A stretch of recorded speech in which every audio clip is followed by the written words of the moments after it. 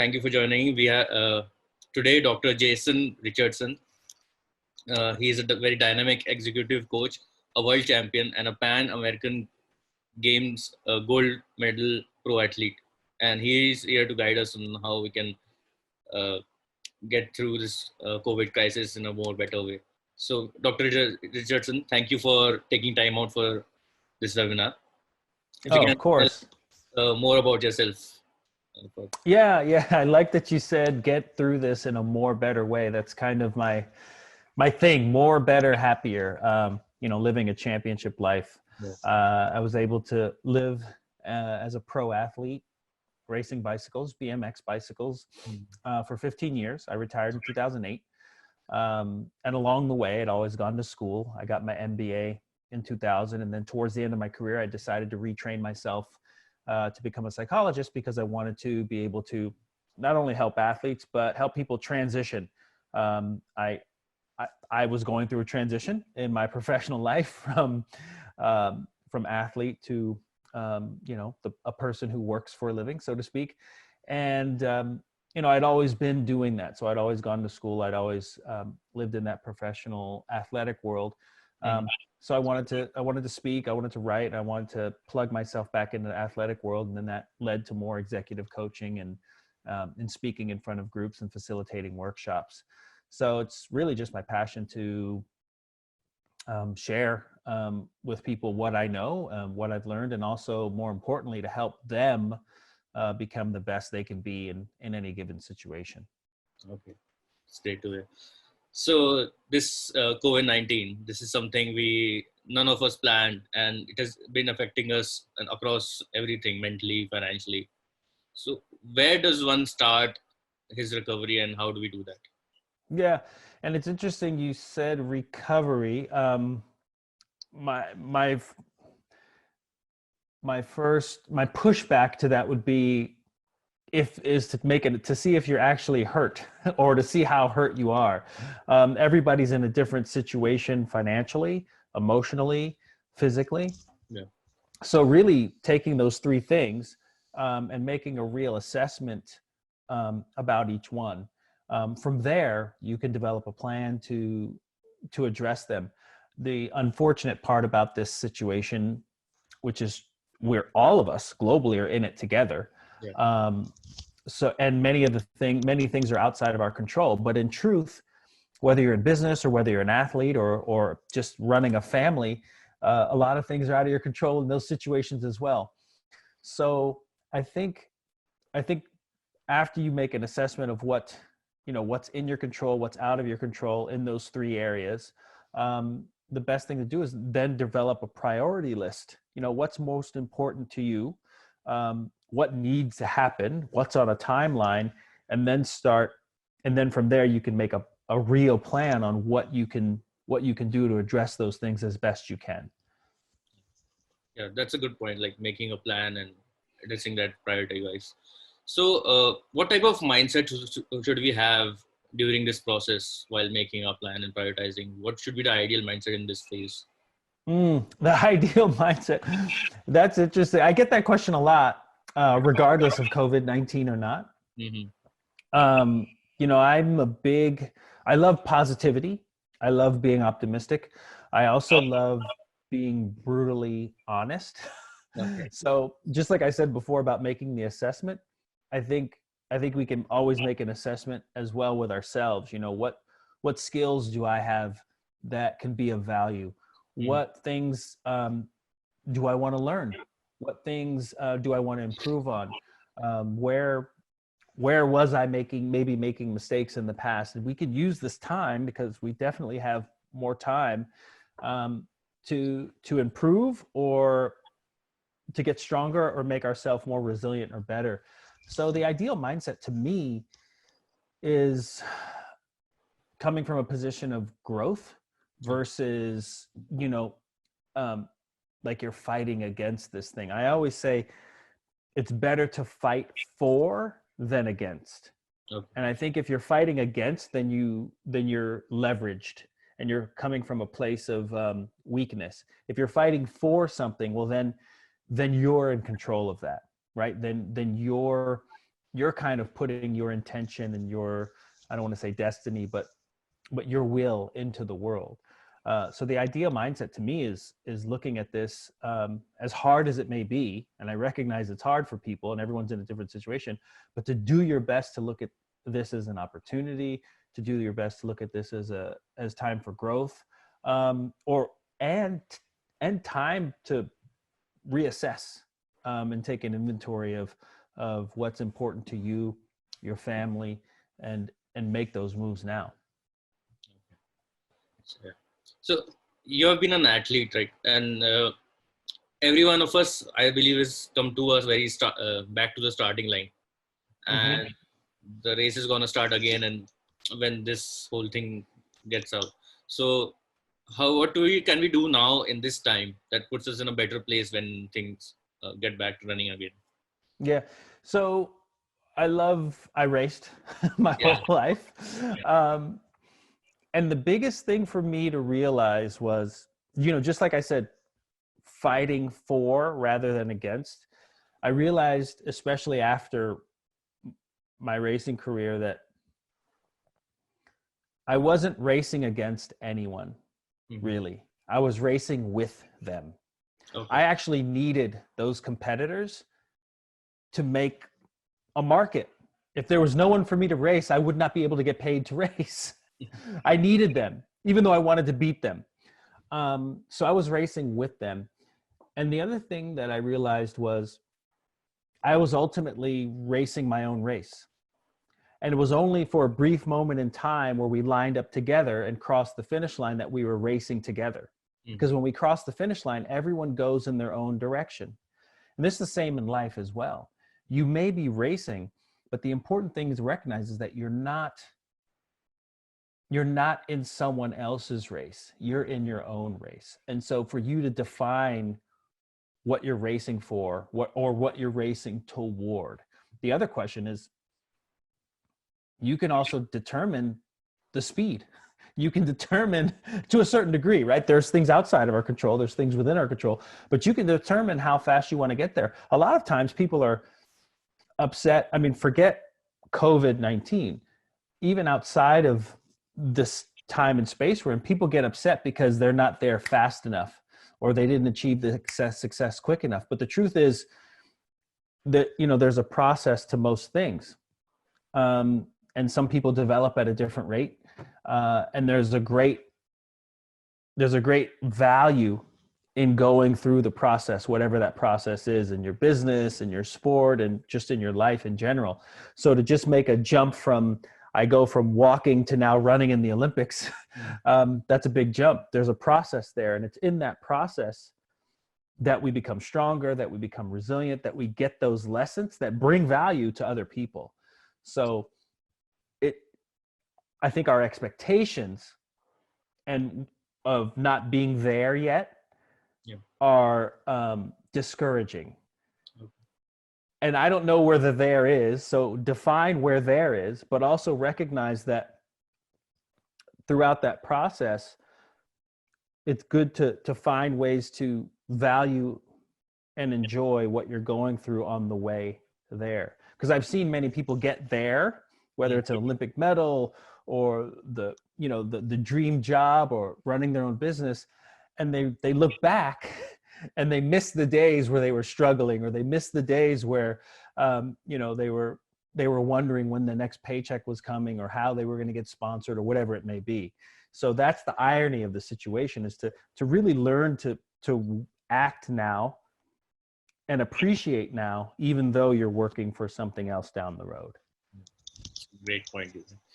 So amidst all this, how do you get up in the morning and motivate yourself? Because at the end of the day, you're at your home and you don't know what, with so much uncertainty.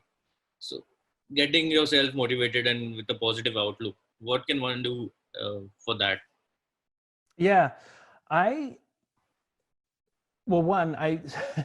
everyone is different. And so I do an assessment, like an actual assessment, when I do trainings, and it talks about people's personalities. And some people are more comfortable with uncertainty than others.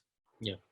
Okay. And that's just kind of our personality traits, and our personality traits are generally pretty stable over time.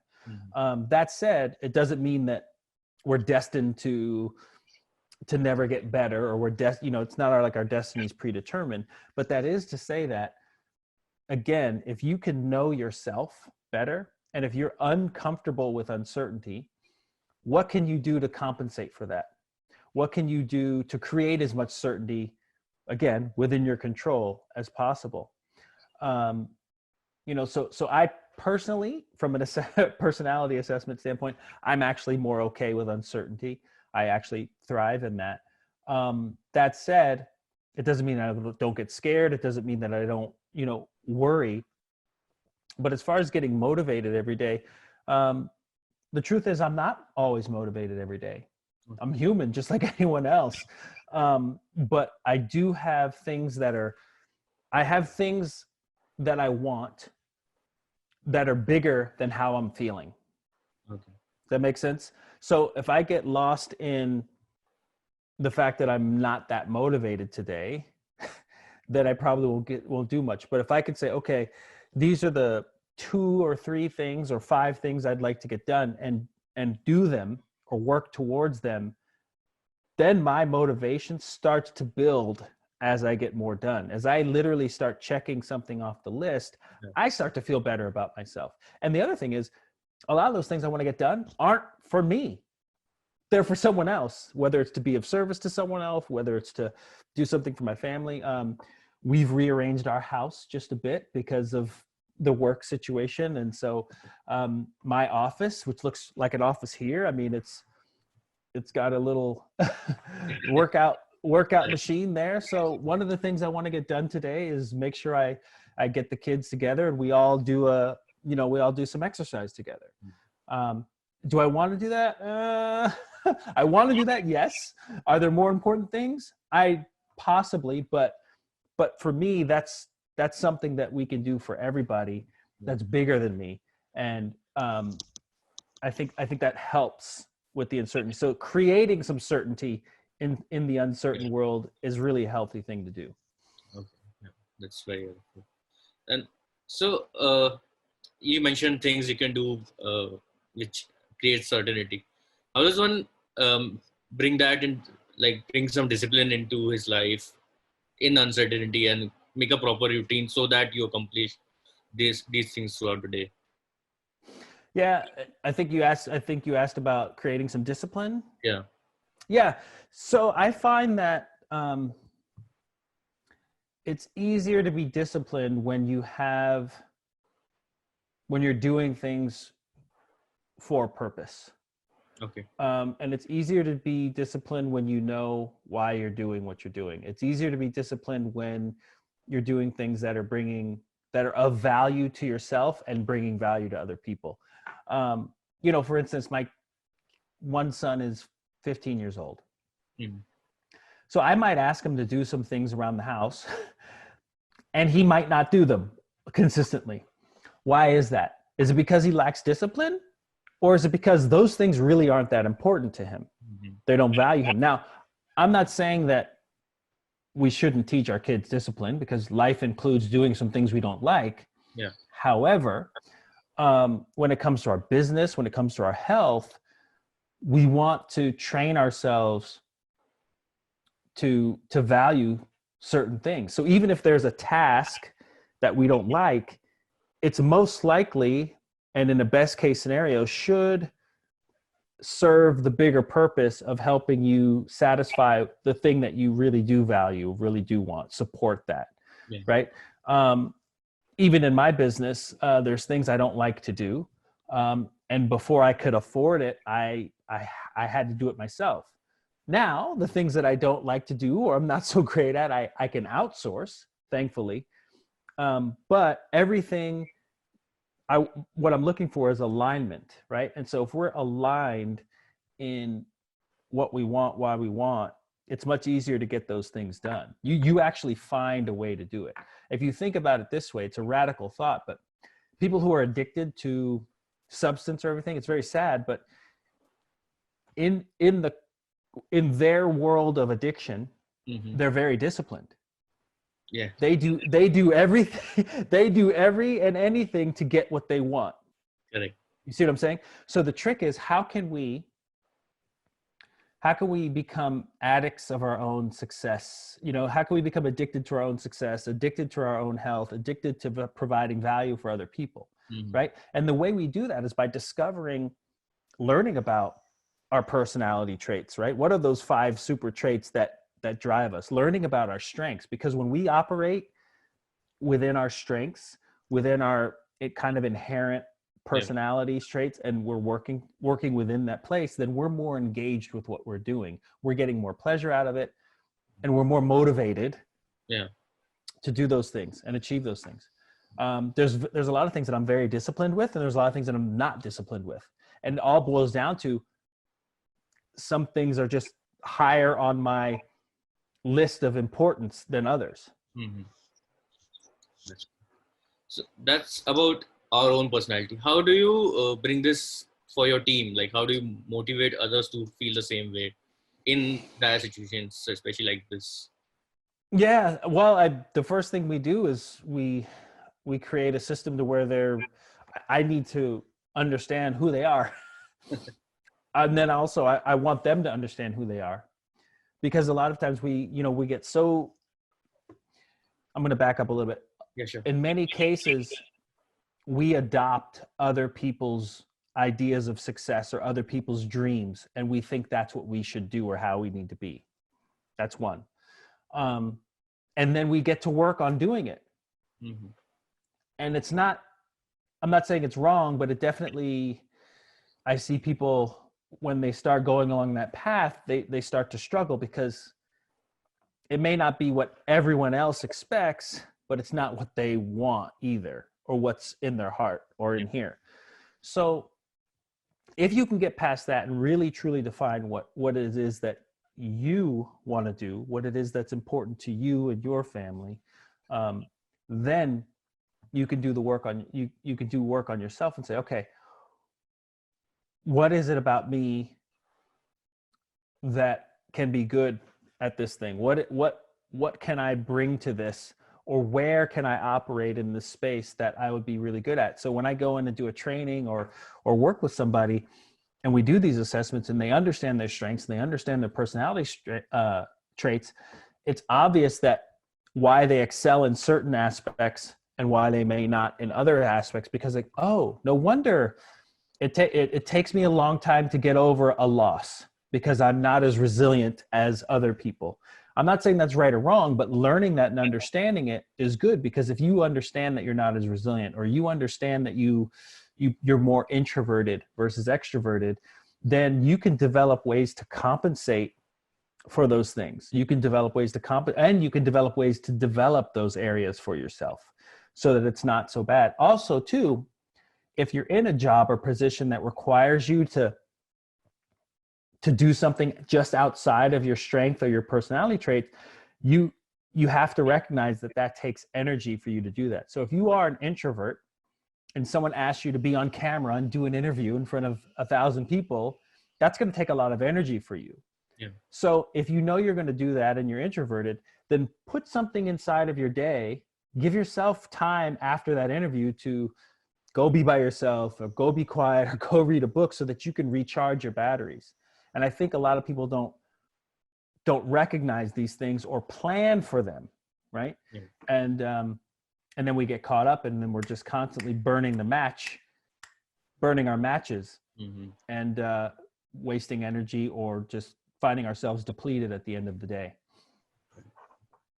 That's so. If you are to say, tell us like 3 very actionable things which you can do right now, immediately started on, to basically achieve whatever goals we set in our minds, what would be those? 3 actionable items.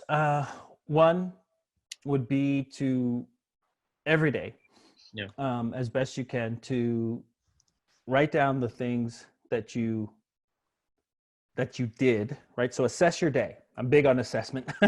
Write down what you did today. You know, what happened today that you controlled, Mm-hmm. that you did well. So write those 3. So get in the habit of looking at at your successes. because it's very easy to look at the things that we didn't do right and want to fix those. That's important.